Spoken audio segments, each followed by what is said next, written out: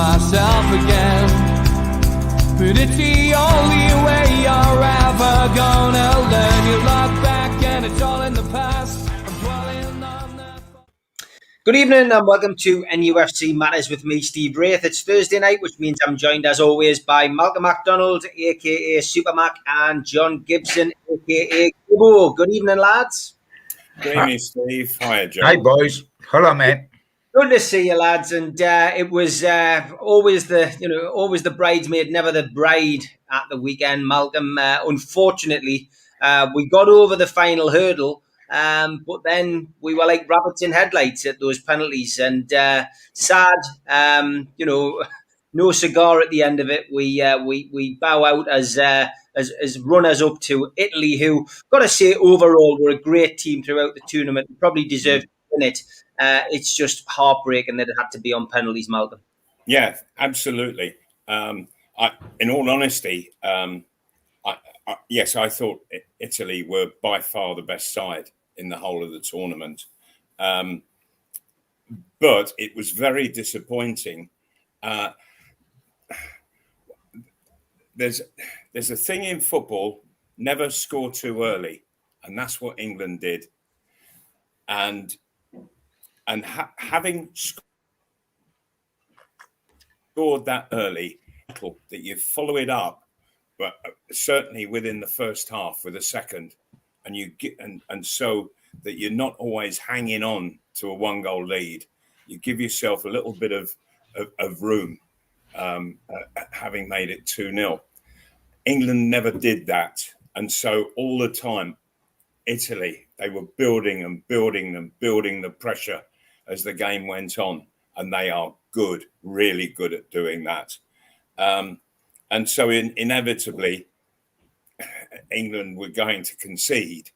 And once they did, I think that gave Italy the boost, and England was struggling to get back into the game. Albeit, when it came to the penalties, because England did well to hang on. Once Italy had equalised, they did well. But I have to question Gareth's selection of penalty takers. You know, in such a high pitch of a situation, he puts kids in, and you know, brave enough to play kids. But for heaven's sake, don't give them the responsibility of a penalty. You know, that there were senior players there, and you would have hoped that they would have stepped up to the plate and said, right, I'll take the responsibility on. And you don't leave it with the youngsters. Gibbo, what's your thoughts then on that final? Is Malcolm right? Did we score too early? And what's your take on the kids taking the penalties? Yeah, I mean, first off, I thought we played well. I thought we played well until half time in the first half. After scoring, the awful thing is you don't get a second to give you this great breathing space. Yeah. But we were very, very good until half time. If you don't put Italy to bed, they'll put you to bed. There's absolutely no question of that. And it did in the second half. And while not wanting under any circumstances to have a go at Gareth Southgate because he's been absolutely magnificent throughout this tournament, I did think that Mancini took them up a little bit in terms of tactics before the penalty as well. I mean, Italy came out in the second half, and in the end, he changed all his front five. Mancini changed all his front five, which means he had fresh legs on. They could continue to press high. They could continue to harry England. And I thought we, in the end, looked tired. We virtually stayed with the same side, and we looked tired. They had 5 new attackers on, and they pressed us and harried us. And I couldn't understand when we had to keep the ball late in the second half. we had to keep the ball and try to get up the park. The one person that would keep the ball and make something happen was Grealish, and he come on so late in that game. After the start of the second half, I was screaming to get Grealish on, because he'll hold the ball, Malcolm. He'll get into situations. He's not scared to invite the tackle. He'll slow the thing down. He'll sort them out, and then he'll play neat little balls down the side. And we didn't use him. And you know, but he hadn't really been used throughout the tournament, John. No, he hasn't, Malcolm. You know, it was just bringing him on for 10 minutes here, 15 minutes there. He never got a start. I think he just didn't get starts. And on the penalties, he always made a difference when he did come on, didn't he? For the positive. Yes. I couldn't agree more with Malcolm on the penalties. I mean, to go with kids was a real risk. Not so much, I felt, with Rashford, who does take penalties with Manchester United. And, you know, he wasn't so bad. But to put the other two kids in to take penalties in that situation when it was so tight and it was do and die, when you think that the decision that Gareth Southgate is making is actually taken on the training field. Oh, yes. Yeah. So they're practicing. And so they might look very, very impressive on a training field where there's nobody watching. But you put them into that stadium with so many people in there, and the pressure, the cameras are on, the reporters are watching, the microphones are all there. Everything is all pressure. And I just felt it was too much for youngsters. In that situation, stick with the old pros. And I was disappointed that they didn't say, oi, you know, and sort of push their way. In fairness, Malcolm, I just knew it was going to happen. The one thing, in fairness, that we've got to say is that we presume, because you may remember that Roy Keane tucked up Grealish and one of the other guys for not taking Sterling, I think, for not taking penalties in that situation. But Grealish, obviously annoyed and upset, came back and said, and this is interesting, that the gaffer chose the penalty takers and he had volunteered to take a penalty, but the gaffer decided what order the 1 to 5 would be. And that is probably true, but it was asking an awful lot. And I mean, Rashford and the young lad came on with about 30 seconds to go purely to take the penalties. There was about 30 seconds of extra time to go, and they were brought on to take the penalties. You would think that they would, as I say, Rashford I could understand.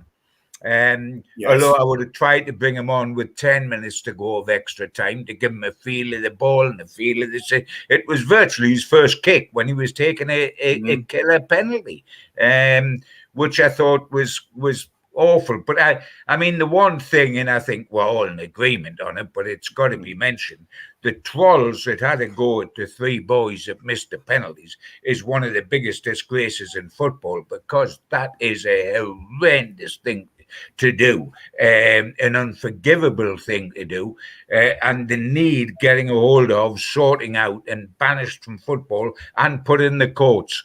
Because to do that, I think social media is getting so far out of line with trolls in ordinary life as well as in football, absolutely crucifying people, and you know, the attacks on them. I've been delighted to see the reaction of the ordinary law-abiding, if you like, public, who were wonderful and turned the Rashford thing almost into a shrine that was debased with all the graffiti, etc. Because it doesn't matter what happens, it is a game of football, and to go to the lengths that were gone against 3 young boys was absolutely shocking. John, these are invisible people, anonymous people, who never make themselves known whatsoever, and they sit at a computer complaining. Do they ever say a good word, a constructive word? No, they don't. But they remain anonymous because they haven't got the guts to put their face and their name to what they're saying. Those three guys, what they should remember, those three guys, they went out there in the middle of a storm and they were prepared to take penalties. And good luck to them. Well done. I'd be full of praise for them for what they did. And they really should look at what they've done and then look at these anonymous unknowns who'll never do anything in life other than upset other people. And those three guys, they should be so proud of what they have done, what they've achieved, what they have brought to this country in getting us to the final. It was thoroughly enjoyable. Thanks, you guys. I can't thank you enough because I've so enjoyed this tournament.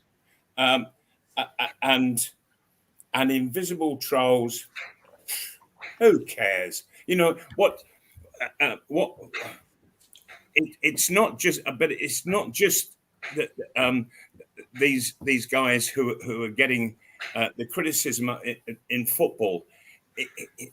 You get it at every away ground. You know, every away ground that I've played at, I will be targeted, and it's something.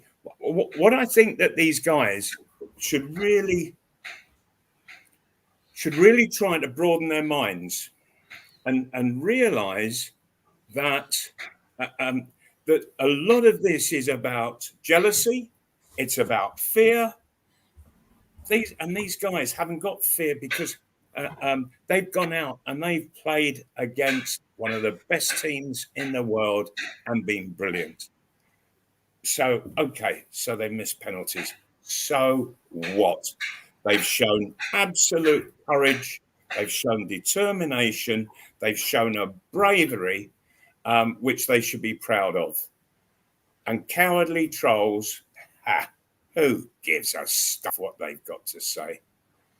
Yeah. Sentiments agreed by all tonight on that. And everybody who's been on the show this week has been disgusted by the behaviour of so-called England fans sending racial abusive messages this week. And the behaviour at the ground as well by a minority, it has to be said. But a sour end to a fantastic tournament.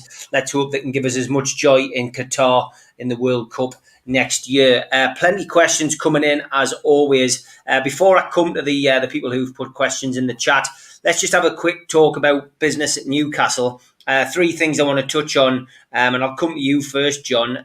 In no particular order, your interview with Graham Jones, I was really interested in the Chronicle this week. Just want to know how you found him. Just want to talk a little bit about Dubravka's injury and how that's going to impact on the start of Newcastle season. And if you've got any good news on the potential arrival of Joe Willock, because things seem to be heating up in that area too. Yeah. Taking the situation with the Newcastle players, Dubravka worries me for several reasons, not just because he proved in the second half of last season what his value is to Newcastle. Forget about the nightmare last game he had with Slovakia in the Euros. That can happen to any keeper, and it didn't happen on our patch, so at least we're grateful for that. But what concerns me about Dubravka is that we know very little about the injury, apart from the fact that it looks as though he needs surgery. He's going to be out for a little while. It's his foot. And what bothers me about that, Steve, is that is exactly what it was at this time last year when he missed the start of last season. It was a foot injury. So you worry about, is this a recurring injury? Is this a weakness he's got? Is it a metatarsal? Has something happened? Is it the sort of thing that he is going to keep reoccurring? So that was bad news. The second thing that worries you, because you may well say, well, at least we've got Caldolo, who last season came in and did terrifically well at the start of the season. Yes, tapered slightly just before he went out, but had a terrific time. But he ended up missing the end of last season because he had an operation. And what concerns me is if they've stopped the loan transfer of Woodman to Bournemouth because of Dubrovka's injury, what does that tell us? Because under normal circumstances, if Caldolo is as fit as a flea, and the way he started last season, you would say he goes in, you sign Gillespie to be the third choice, so he goes and sits on the bench and you adequately replaced. Are we suspecting that not only has Dubrovka got an injury, which is perhaps a weakness now because he had a foot injury at the end of last season, but how fit is Darlow, having not played at the end of last season and, of course, had the sum off? How fit is Darlow if they've got to stop Woodman going out on loan? Or is there a feeling that they might be in a situation where Woodman ends up keeping goal for Newcastle United? Because why, the way Darlow played at the beginning of last season, if he's as fit as a flea, he goes in the first team. Gillespie was good enough to be signed as the number 3 keeper, so he sits on the bench, and Woodman goes out still because it's only loan. It's not a full-time deal, and it concerns me that have we got a problem with Dubrovka and perhaps a little one with Darlow enough to make us need to keep Woodman? It's interesting. As for Willock, I'm absolutely delighted that any progress that is made with Willock, because we all know what he did at the end of last season. The interesting thing with him is that he came back for pre-season training at Arsenal and went straight in to see Arteta and said, look, I feel that I proved that I can play in the Premier League at the end of last season with Newcastle United. Can you tell me what you intend to do with me? Because if I'm just going to sit on the bench and get on for the last quarter of an hour in every third game, then I'm not interested. I want to go back to Newcastle because I started Newcastle. I've had a wonderful time at Newcastle.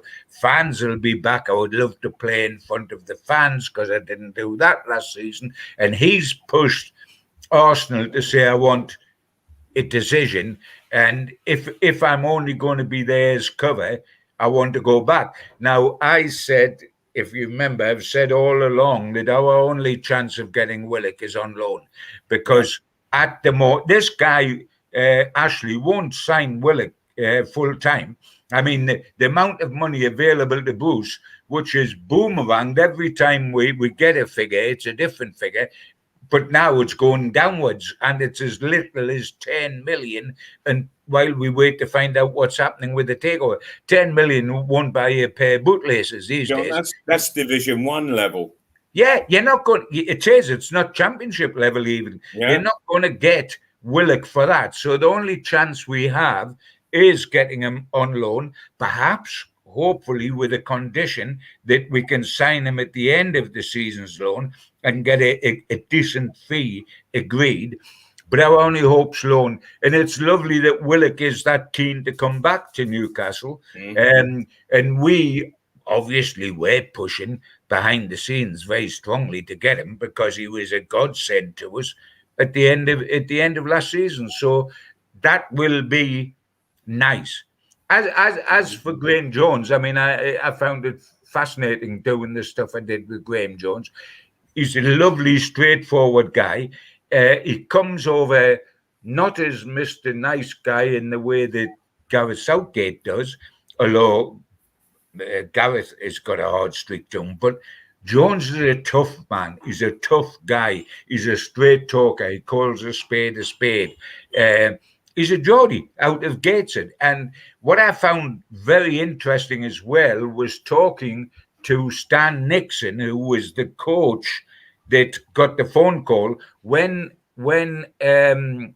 Jones was finishing playing. He was up playing in Scotland. He'd played at St Johnstone. He was at Hamilton Accies, and he was looking to get into coaching. And he phoned Dave Parnaby, who was then head of the academy in Middlesbrough, which is where Stan Nixon, who had spent 7 years as a coach at Newcastle United, coaching all the kids that came through, the great kids, you know, Lee Clark, Steve Watson, Lee Makill, all the kids that came.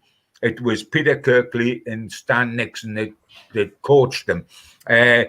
For some reason, which was political, Kevin Keegan got rid of the pair of them. Kevin Keegan didn't make very many bad decisions. In fact, with the first team, he made time and again wonderful decisions. But he got 2 decisions wrong, and we're all human. One was getting rid of Nixon and Kirkley, and the other was getting rid of the reserve side out of the Central League, which is when I signed Steve Harper for Gateshead on loan because he couldn't get a game anyway. But Nixon was the guy that met Graham Jones down in Middlesbrough, and he said, you know how you sometimes just take to a guy on a first meeting, you warm to him. He said he was so blunt, so honest, so humble. He said, look, I know nothing about coaching. I know about football, but I know nothing about coaching, but I want to learn, and I want to come in and learn. And I think you lads down there at Middlesbrough can help me learn. And he was put in charge of the Middlesbrough under-14s that were in Kevin Scott, you know, the old Newcastle centre-half. He was on the coaching staff doing kids at the same time. Kevin Taylor was on as well. And he did that for a season and a half, couple of years. And then he suddenly come in and he said, I've had an offer to go full-time. And the offer was from Martinez, who he played with at Wigan, who was just taking over at Swansea. And he went to Swansea and was on that ladder, and he's just gone higher and higher and higher. And I mean, if you think, lads, if the first half of 2021 that Graham Jones has had, it's been nothing short of startling. He's come back to the club he loves because he was always a Newcastle United fan with his dad within St James's Park. He's come back to the club he loves, and without a shadow of doubt, and I'm certain Malcolm agrees with me, he was the instrument towards Newcastle getting that safety in the Premier League. He had a huge impact. So he had all that impact at the club that he loves, and then he goes off with England, who reached the first ever European final and the first ever major final in 55 years, and he's part of that. So what beginning to 2021 has Graham Jones had? Fabulous. Part of the saviour at Newcastle United and part of the England setup that reached a major championship final. So it's been a great start to the year for him. And even if he stays with England, we will not lose, and he's bound to stay with England, isn't he? Because Southgate's going to keep the same setup that was as successful as this. Yeah. But we don't lose him. As a coach, he can stay at Newcastle, and he will be like any player. In the international breaks, he'll go away with England, as would anybody. There was Andy Carroll in the old days, Shelby in the old days, Callum Wilson, if he gets himself fit today, might go back to that, but they'll go missing for the fortnight when he will train with Southgate and with the England squad, but he'll still be ours, and thank God for that, because we're going to need him to sprinkle a bit of stardust on this squad come this start of the season, because it's still going to be a tough ask this season. Malcolm, where do you stand on the Dubravka injury? I mean, we've got a multitude of keepers. It's the one area where we've got a lot of choice. A lot of fans would fancy Woodman, starting this season, but a lot of people would point to Darlow's form last season when he stepped into Dubravka, saying, maybe he's the man. It's a big decision already for Steve Bruce, and not even a ball's been kicked yet. Sure, and I think the best way for Steve Bruce to get the very best out of them is to say, I'm going to be watching you very carefully during pre-season, all the pre-season friendlies, and then I will make my mind up who goes in goal. And so that's really got them wound up to prove themselves during pre-season. And what should come out are two super goalkeepers of all of that. So it can work out to be a lucky break for Steve Bruce to get the very best out of goalkeepers. And Joe Willock, we've mentioned him on the show before, Malcolm, but if the budget is as low as £10 million, then getting Joe Willock on another season-long loan with an obligation to buy is probably the best we can get. But there seems to be more positive news coming out of Arsenal now than negative, and what a signing he would be for another season for Steve Bruce. Yes, absolutely. It would be great to see him for another 12 months at St James Park. And it would be doing Arsenal good in the long term, because rather than being on the bench with Arsenal, if he's playing in every game for Newcastle and really improving at the rate that we saw him in the last couple of months, seriously improve. He was he looked absolutely wonderful in the way that he just came in late into the box, saw the space and went for it, and it kept working out every game, and he'd finish up with a goal. Terrific. And so we want to see that again, but at the same time that perhaps by the time he's into the latter part of his loan, Mike Ashley's sold the club, that there are new owners, and they might be prepared to talk to Arsenal on serious terms. So it's not only that we've got Willock, but we've bought time to maybe do a good deal, as long as he maintains that form and the improvement that we saw at the latter part of last season.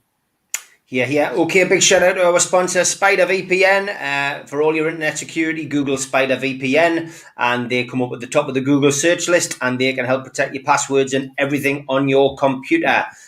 Also, thanks to Scott and the lads at skipsandbins.com. Telephone 0800 25 45 25 3. Email inquiries at skipsandbins.com. Website www.skipsandbins.com. Easy contract free and pay as you go waste collection. Also thanks to qtechshop.co.uk, the makers of pool tables and snooker tables in Wallsend, Newcastle. John is in the chat and has been organising the bus for the protest tomorrow in London on Friday. So well done to John for that. Been very trying at times, I think, to sort things out, especially in these COVID-related times. But good luck to everybody who is involved with protest NUFC tomorrow. And thanks to John at Jab Signature for creating the flyers, including tomorrow's Fab 4-1, which has got a very Star Trek feel. But join me, Keith Patterson, Neil Mitchell and Steve Hasty in a pre-record of tomorrow night's show at 5:30, 2 hours with all your usual favourites in. And if you're a first-time visitor to the channel, please subscribe. Hit the Newcastle Legends logo in the bottom right-hand corner. And that's it. You can subscribe for free. Hit the thumb up to like the video. Click share to your social media, and drop in the comments to talk to like-minded Newcastle United fans. Don't forget, we also have the bucket still ongoing for the NUFC Fans Food Bank. Simply click nufcfansfoodbank.co.uk. Make a donation, and that goes to the food bank, and you enter into the raffle for this one-off watch, and that will be drawn at the charity pool match on the 6th of August at Spot White, raising funds for the food bank. And big thanks to everybody who has been donating to the food bank over the summer. and continuing to do so, because it does help raise vital funds, as I say, for the food bank. And we are now going to take a few of your questions, and quite a few coming in, chaps, so we'll try and make them as diverse as possible in this last half hour. James Brown says, evening, guys. What do you think of John Barnes' comments about Steve Bruce being the right man to take Newcastle forward, and that the fan base needs to unite until there's a decision about the takeover? Malcolm? Does he really know what's going on, I wonder? He's perhaps too distant to fully appreciate. Has he been seeing on a regular basis the form that Newcastle have shown? And well, John is John, and I personally don't agree with what he's saying.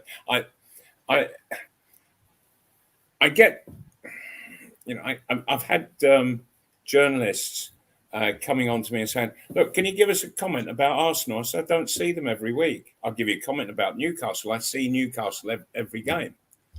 And I think that you've too many ex-pros give comment on old teams of theirs that they're not actually watching on a regular basis.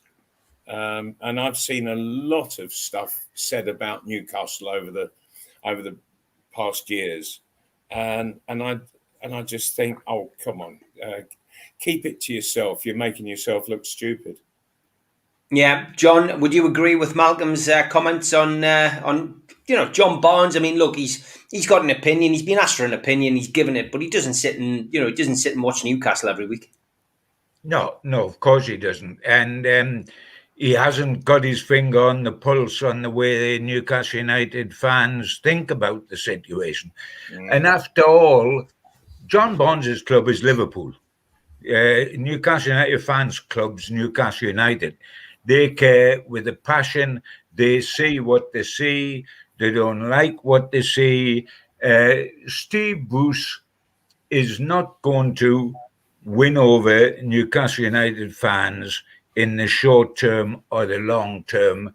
I think it's gone way beyond that. What is going to be interesting and what is going to keep TalkSport and everybody else this coming season with something to talk about every day on national radio or whatever will be Steve Bruce at Newcastle and Rafa Benitez at Everton. They'll be the subjects. If you've got now to talk about, bring them up, because they're controversial managers at clubs where the fans don't necessarily want them. So if there's a bit of a lull, mention Brucey or mention Rafa Goodison, and off we go. We've got something to talk about. Yeah. That'll do for us. And we will get that all this season long. What I'm going to find fun is if the situation is basically the way it is now, and I know this isn't an early season fixture, but when Rafa comes to Newcastle United with Everton, it'll be fun, won't it? Because how will the Newcastle fans react to Steve Bruce and react to Rafa, and how will the Everton fans look at Steve Bruce with us and perhaps have a go at Rafa if things on well? It's going to be a fun old afternoon for an hour and a half when those two are in the dugout next to each other, isn't it? Because it's obvious that Rafa's name rankles with Steve Bruce as well. So that's going to be a belt an hour and a half. The football mightn't be good, but the visual stuff will be absolutely brilliant. Look forward to that one, guys. Me too. John Ditchy says, hi guys, hope you're well. My question for tonight's show, popular this week, but what does Supermac and Gibbo think about the new home shirt? If it gets the team winning, I'm more than happy with it. If they're losing, it's a crap shirt. It's as simple as that. John, have you been out to buy it? The number 4 strip, they're calling it, because when you look at it, it looks, when the buttons are all the way done up, it looks like there's a number 4 under the neckline. Yes, yeah. I mean, I'm a traditionalist. Obviously, I'm St. James's Park and I'm black and white stripes and I'm all that sort of thing. But you know what's going to concern me this season, as Malcolm said, it's not what the strips look like. I'm concerned about who's going to be inside the strips, because what is of greater concern to me is who is going to be wearing those strips, because I'm not going to start doom and gloom, because it's been a lovely day. It's been lovely weather. It's going to be lovely weather tomorrow. I ain't going to rain on anybody's parade. But right now, if we get Willock, and by Jove, we're all praying for that, we're only where we were at the end of last season. We ain't any better. We're only where we are at the end of last season, because we haven't got anybody new through the door yet. And I know I'm not picking on Steve Bruce, because it's far too easy to do that. And it was a slip of the tongue. But I had a little smile when Newcastle went away, for their pre-season camp down in York or wherever. And Brucey was asked, what's the benefit of pre-season camps? And he says, well, really, the benefit is that new players can bed into the side. New players? What new players? We ain't got any new players. I mean, the advantage of the camp is that new players can bed in. Well, yeah, that's a good idea, Steve. Why don't we go and get some new players then and let them bed in? Maybe that's a good idea. I wonder if he's thought of that. That's a cunning plan, John. Classic, absolute classic. Oh, you can always rely on Gibbo to give a bit of humour, but a bit of reality as regarding Newcastle. John Askew says, "What do you think of Mr. Dowden's recent comments?" Of course, this is takeover related, but yeah. There's not a great deal coming out of government. They've obviously got a lot more to think about than Newcastle United's takeover. Apparently, Oliver Dowden, Malcolm, wants speed and transparency with regards to our takeover, and he's in the government. Well, and I would fully agree with him, but you're not going to get transparency, because the rules of the Premier League say that it must all be behind closed doors and nothing said about it. So what is actually going on? I'm with Dowden. Make it transparent, but the Premier League won't have that. Won't have it at all. Yeah, John. I mean, we're hearing lots of noise. We know that we're reaching the end game. But it's a little bit. It's a little bit like a flip of a coin. It's what it feels like at the moment. We're waiting for the news. Like everybody. Can I? It does feel exactly like that. And can I ask you, Steve, because you had your finger on the pulse with the takeover, you've kept people up to date with it, you have an opinion on it, etc., etc. Is this the longest takeover in the history of football? It's got to be. It's got to be.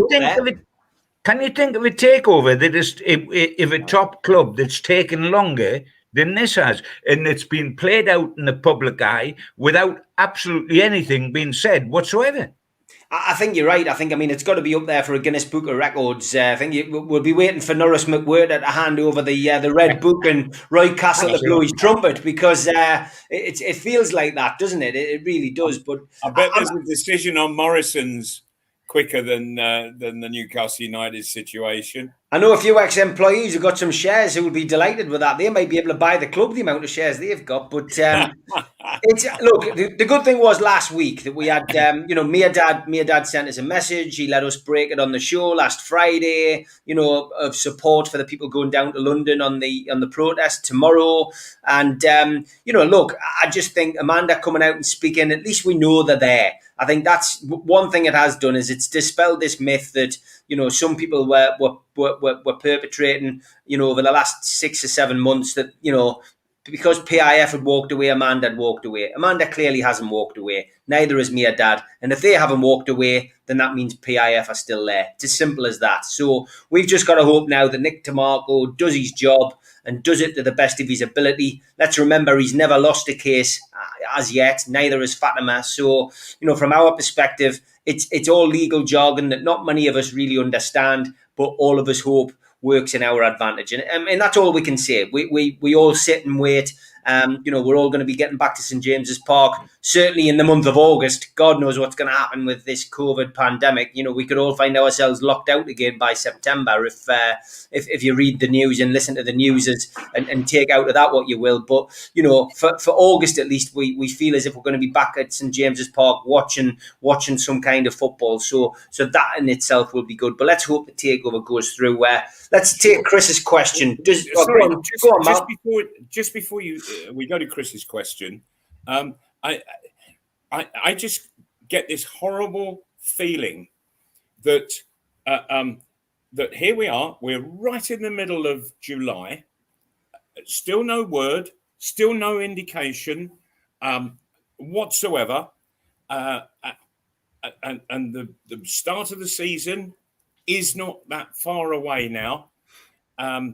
I just get the feeling that the Premier League are not the masters of the football clubs and the Premier League itself, that they're actually acting as servants to 6 big clubs.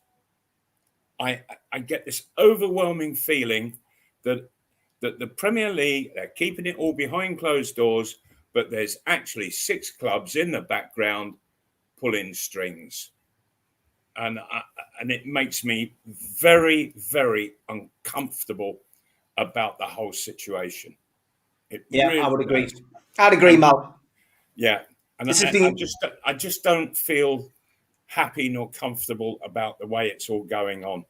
No, me neither. It's been horrendous, and Newcastle fans deserve better. They certainly do. We'll watch with interest. I'm sure that one week we'll be sitting here and we'll be able to give a definitive answer as to what's gone on and give our own opinions. But let's hope it's within the next few weeks. Certainly before the transfer window closes, because £10 million is not going to get us a great deal. And I'll be more concerned about what Chris is mentioning, because it ties in, Malcolm, and that is, does anyone have any news on ASM? Surely you wouldn't want to go to Everton, to be honest. Not a massive step up, especially if and when the takeover goes through. Now, this is because obviously as it's a silly season in the transfer window, he's been linked with a move to Everton. What's your thoughts on that, Mal? Rafa didn't want him first time round. Has he seen something? And he watches a lot of football. Do you think he's seen something in ASM which would want to help him take him to Everton? I would think Rafa and a great many other people in football have gone, whoa, this lad, he can play. He really can. I think that there's still lots of rough edges that need smoothing down on him. But he has got such a vast array of ability that working with a good coach, with good teammates, he can really take off.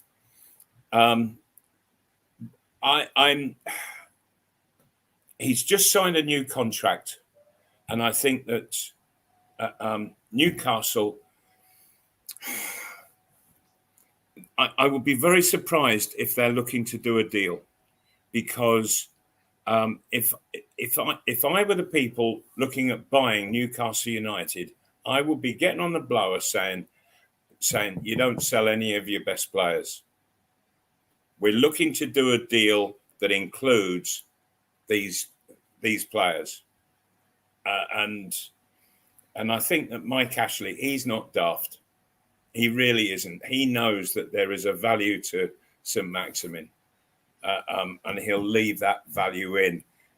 Take St Maximin out, gone to another club, and I think that the value of Newcastle United devalues tremendously. And so I think that Mike Ashley, he's got to play his cards right on this, and I think that he's got to work with the people wanting to do the takeover, not against them. Okay, John, what's your take on ASM? I mean, do you think you could see him wearing the blue of Everton this season?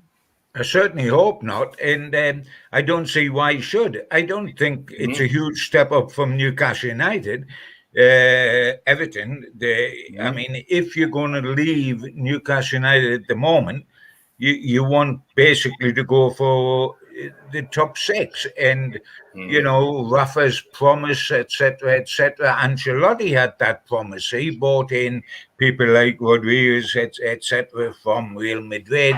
It didn't quite work. I don't know that San Maximum is necessarily a Benitez player. And I don't see what's in it for San Maximum, who's absolutely adored by Newcastle United fans, who can well see a takeover coming and things can well happen then. I don't think the boot fits from either club's point of view particularly. And I wouldn't want to see it happen. And if I was San Maximum, I don't know what's in it from him. For him, how much better is Everton than Newcastle if the right approach at Newcastle is adopted, and that could happen anytime soon if the takeover if a factive takeover takes place. Probably there's an advantage to be at Newcastle rather than to be at Everton. No, I don't really see that one is fitting, and I would certainly not want it to happen. Yes, there's things wrong with San Maximum. His fitness problems is one of the things. He never you never get the feeling he's going to be an ever-present, do you? You know, over a season, because there's always some injury that comes along somewhere. He can have John. The way he plays, though, you know that he's gonna get hit. Well, you're absolutely more than other players. You're absolutely right. You're absolutely right. He's going to get more injuries. But you're absolutely right. But when he does get hit, he doesn't like it. When Cristiano Ronaldo got hit, he got up and just come back at you. And until the bad injury at the end of last season, and I admit that happened, Grealish is like Ronaldo. He gets back up and says, come on, then if you think you're cleverer than me, come and tackle me. He might go down a lot, but he comes back up and he still plays. There's times when San Maximum, and I'm a huge fan of him, don't get me wrong, but it's 3 somersaults and a backward flip, isn't it, when he gets a tackle? You know, he can make the most of it, shall we say. The whole point is, with every player, you know, it's how valuable he is to the club. If San Maximum was at Man City, you would, because he was there when Pep Guardiola had come, you can see Man City selling him. But if he's at Newcastle, he's one of the best players at Newcastle. He is so valuable to Newcastle because we haven't got a lot of players like him that you've got to keep him and build on it. At another club, that value would be totally different. But in the Newcastle setup, where we've got limited quality players, he is one of those. And if we are ever going to get better than be an annual fight against relegation, then we've got to get more good players like Willock and like others to come and join the ones we've got and not get rid of the ones we've got. His stock is higher at Newcastle than it would be at Liverpool, Man City, Man United, etc., because we are worse off. So, no, I don't think that fits. And like Malcolm said, if we are going to go anywhere, and certainly if I was going to buy the club, as Malcolm said, I'd be on the blower. Say, by the way, if I'm going to give you £300 million and you're skyrocket, you're not going to sell the goalkeeper. You're not going to sell San Maximum. You're not going to sell B and C and D, because that is the base for me when I come in. Yeah, and walk away with an extra 50 million quid in your pocket. yeah, absolutely. Oh, no. You leave them there. Barry Hogan wants to know, is it true the 4 players are having to isolate, John? I've not heard anything that myself, but there are a couple of players missing. That's interesting what Barry says there, because I haven't heard anything. I mean, it could be argued that people like Kraft and Shelby and Hendrick isolated all last season because I never saw them. So they could be 3 of the 4 who's in isolation. I mean, that's just my opinion off the top of my head. I think we had quite a few that isolated last season. But I would have liked to think that Shelby would have been sold myself, which is what Barry said. But I would like also to think that Joe Linton would be sold. But I think dear old Uncle Steve loves Joe Linton and loves Shelby, so there's absolutely no chance of them going anywhere. I just want to point out that Steve Bruce, not Steve Wraith. He's actually able to self-isolate on the pitch. Oh, yeah. Oh. I mean, they were brilliant. Joe Linton self-isolated from the penalty area. Self-isolated from the penalty area. He was never seen in it. He broke his scoring record last year, lads. However, keep the faith. Keep the faith. See, we haven't even kicked the ball yet. Mark Edward Brown says, might have already been mentioned, but what do you lad think of the Papa Cisse story? He says, free transfer, replacement for Carroll, the perfect Mad Ashley signing.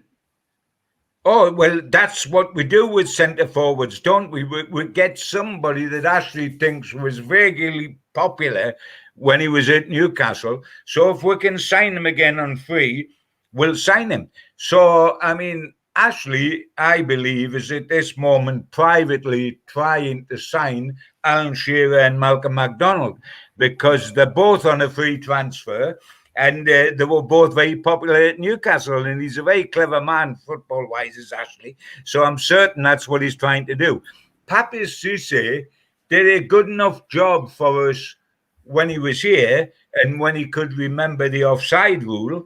But I don't think signing him X number of years later is the answer to all our problems. Andy Carroll was brought up here because what he did here originally made him popular with fans.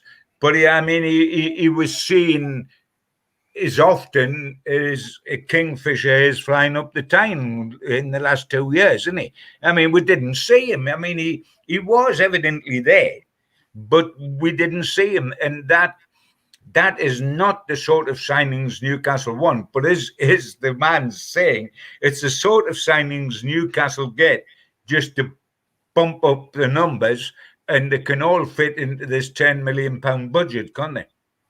Yeah, 100%. Life Goals suggests potentially selling Miggy Almiron, 20 million. He reckons that would be good business. He says if it allowed Adger and Wilk on permanent deals, he said, I'd let Miggy go for the right price. No end product. Keep ASM at all costs, Malcolm. What's your thoughts on that?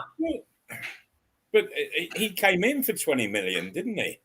Yeah. I would be wanting a lot more because no doubt he has improved. He's a better player now than when he first arrived at Newcastle.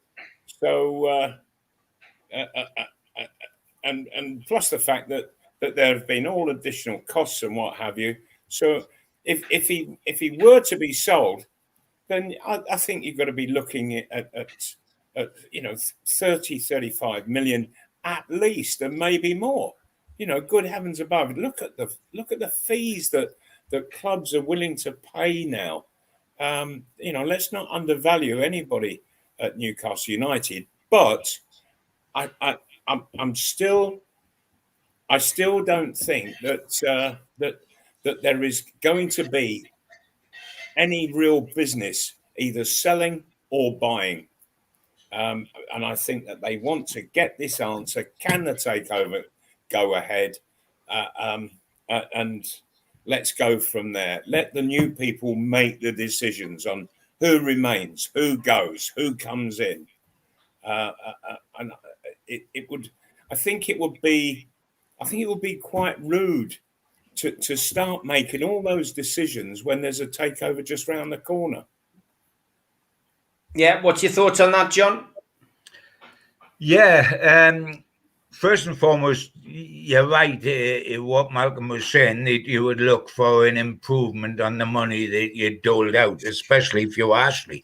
The thing, and Miggy is the Duracell bunny. He'll run forever and ever and ever and ever.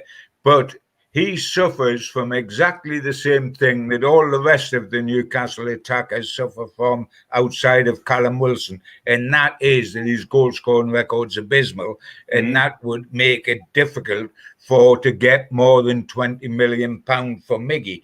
I mean, if you were going to get the money that Miggy brought in and get Willock full-time in another quality striker, you would think that's worth doing. But Miggy, 20 million for Miggy wouldn't get you.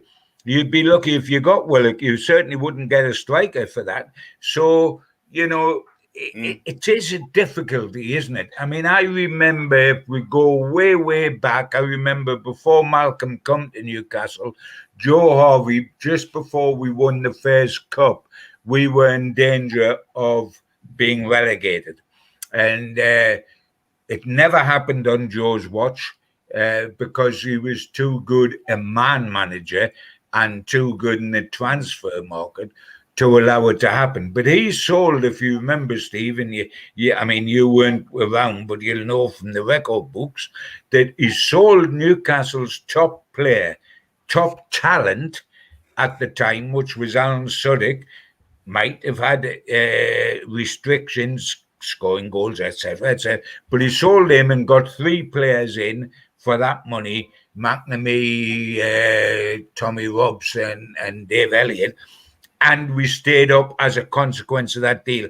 But he sacrificed Alan Suddick for the overall benefit of who we could bring in with that money. And that's what this guy's talking about with Almiron.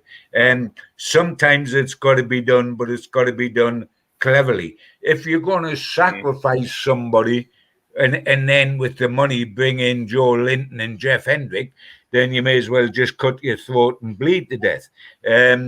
So you've got to get it right. You've got to get it right. But there is a need for Newcastle to move forward.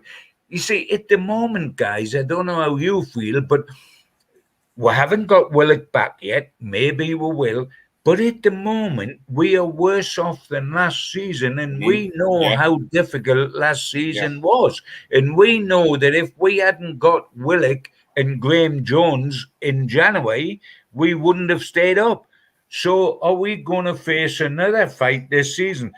The answer is yes, unless there's something done in the transfer market. So we'll better get on with it quickly, because Steve Bruce is sitting down in York waiting on that revolving door on the front of the hotel for players to come in so he can bet them in. To be honest, John, in 88-89, we sold Peter Beardsley. We bought John Hendry, John Robertson, Glenn Hodges, Andy Thorne and Dave Besant, and we were relegated with probably one of the worst seasons I've ever witnessed as a Newcastle fan. So it does work both ways. It does. You're absolutely right. And that was sacrilege, because as you would probably know, Steve, just before we got rid of Beardsley, we got rid of Waddle, and then Gascoigne went, and that is to get rid of 3 local kids as good as they were, and as good as we knew they were going to become, because they were still blossoming, and sort of buy what you buy. This is the worry, isn't it? It's not just a matter of the fee, or supposing that Mike Ashley said, and we know he's not, but supposing he said, there's 80 million. Right now, today, go out and do well for Newcastle United. Will you feel absolutely reassured that we will spend that money well, considering who we've signed recently, with Joe Linton, with Jeff Hendrick as a free transfer, with Jamal Lewis, bless him, etc., etc. It's one thing not to have money, but it's another thing to have money and use it badly. And that's the history of Newcastle United at the moment. When they do have money, they use it badly, more often than not. For every Callum Wilson, there's 3 bad ones coming. Yeah, 100%. Great show, lads.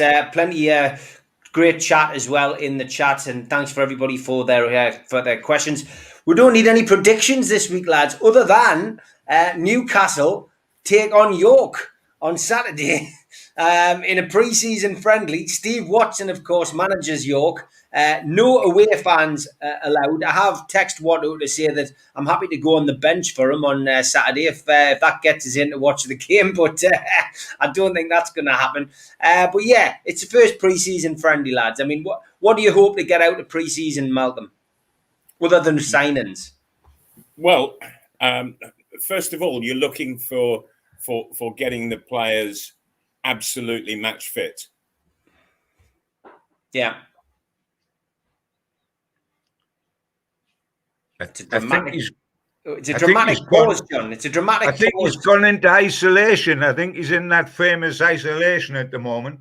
I mean, if I may just lob in, Steve, that you're saying we haven't got to make any predictions this season, but this week, but just to not lose that theme, I would just like to make two predictions that this week. One, that Newcastle United will not sign anybody, and two, that the takeover won't happen in the next 6 days. So there's my two predictions for the moment. And it looks as if my lovely mate is rejoined us again, all bubbly and frisky. I thought he'd gone into isolation, Malcolm, and the famous isolation we talked about. You become the Iceman there. Oh, I thought I'd just been cut off. No, wouldn't do that. Like what I'm saying. In your prime. Press the button. Yeah, what do you look for from pre-season, Mal? Yeah, get the players absolutely fit. Get them flowing, so that they're ready at the start of the season to give their all, and be in a good frame of mind, good frame of body. I always used to say to coaches and what have you, look, I'm not worried about the result. I'm not. What I want to see is everybody doing their job really well, and I want to see their fitness building. Results aren't necessary. You're working on individual footballers to get the fitness up and to get players playing as a team and get an understanding going. The results, they come when the league season starts. Okay, lads, great stuff as always. Great show. Good luck to Newcastle, and good luck again to the fans who are travelling to London for the protest tomorrow. Quick mention of that, John. Just the fan protest group, Protest NUFC have organised this. There's a bus going down. John from QTech has sorted out. Going to be a demonstration in Parliament Square. Fair play to them for going down. Without a shadow of a doubt, what I love about Newcastle United fans, and I consider myself to be one of them, what I love is that we've got huge hearts, and you can't brace back with a big stick. There's absolutely no way. We've been beaten over the head by Mike Ashley. We've been beaten over the head by Lord Westwood, by McKeague, ever since the birth of time. We've been smacked over the head. The whole thing is that Newcastle fans don't go away and their loyalty doesn't wane. So for all those lads that are willing to do that on behalf of their club and their passion, good on you. We would be a lot better off if the same passion was held in the breasts of the people that run the flipping club. Yeah, absolutely. Instead of us. So good luck to you, lads. Well done for doing it. Don't get burnt in the bus because the weather's going to be lovely tomorrow. The sun's going to be lobbing in those windows on both sides. You're going to be like a turkey in an oven at Christmas. But stick with it, because when you get out there and you breathe the fresh air and you think you're doing something for us Geordies back home, we're with you. All the best to you. Well done, boys. And we'll see everybody next week, hopefully, and hear what happened and how much they enjoyed themselves and how much their passion comes across. Because the one thing we can guarantee, Steve, if Geordies go on their toes, passion will automatically follow. That's what we're about. Great stuff, lads. Great show. See you next week. Take care. And sack the juggler. Sack the juggler, you heard that? That's my tea on the floor. It's straight from here to bed. Take care, lads. Good night. Take care. Nice to Good see night, you. Ta-ra, boys. Bye.